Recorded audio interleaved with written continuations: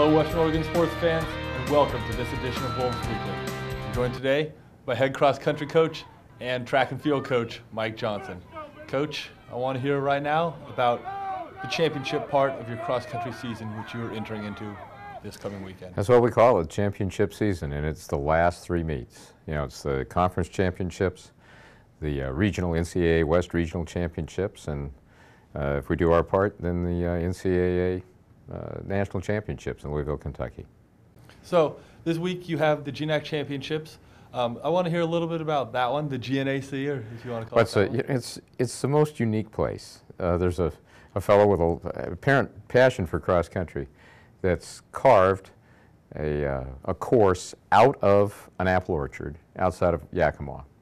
And it's up in the kind of the rolling hills area in the Highland Cowiche area. Nobody's ever heard of Highland Cowiche, but it's outside of Yakima. And it's a lovely course. He's planted it, wide trails, wide paths, grass paths, irrigated it, and had a little field of dreams in cross-country kind of activity. All the schools get together, and all of our conference schools, and of course we run this coming Saturday at 11 o'clock for the men and noon for the women. And out of this course, though, this is the kind of designated cross-country course for the conference.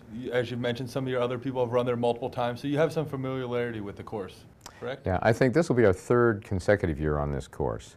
And there is that convenience. We go in, the conference hosts a dinner for the athletes. We get in and we'll preview the course on Friday, but because so many of us have already been there, we have a chance to just work on a more fine-tuning the techniques that we need to have for this course. And of course the competition is really good. It's turned into a great conference in the last few years. Last year I think four of the top eight women's teams nationally came out of our conference.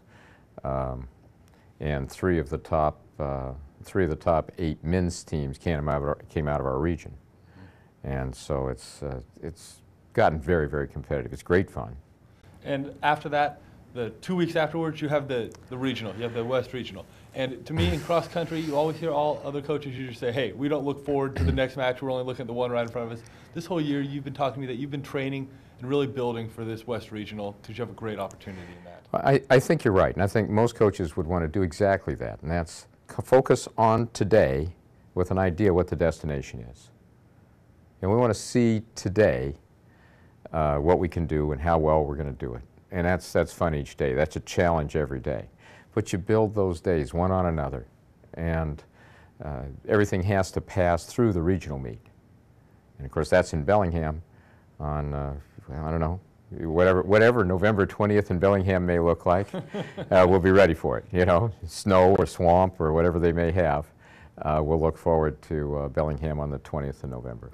And you've been able to, the opportunity to run that course a little earlier in the year. You guys participated in the Lake We did. Relays? Yeah, we're up to the Lake Padden Relays earlier in the year. Then they had a pre-regional meet, which we didn't attend because we had a great local meet, you know, opportunities right here.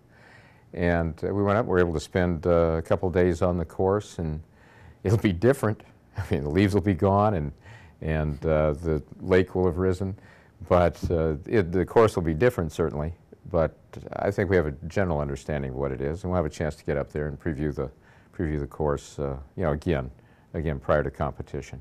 And I mentioned this a little earlier, but in the region this year, you have a chance to send 4 teams on the men's side and 6 on the women's side. Tell me a little bit about that and what the region was able to do to accomplish those numbers. Yeah, that's kind of what I was mentioning before. Our region has been strong enough, and we, in a somewhat unusual fashion, predict the next year's regional participation based on the previous year's performance by that region in the national championships. And so because our region has performed at such a high level, we have more teams admitted to the region for this year.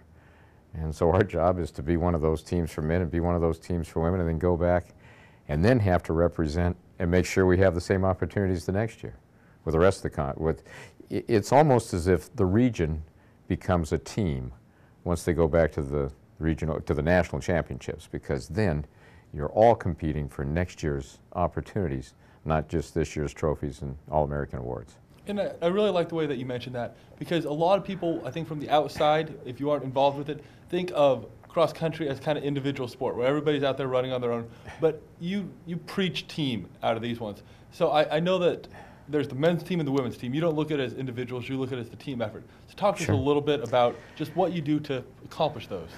Well, you know, when we start in August and we start training and we all live together and we all eat together, you know, here on campus before school begins, it's certainly the coaches are responsible for setting a certain tone, but really it's the athletes that kind of create the goals, and it's the athletes that look at what their opportunities are and what they can accomplish.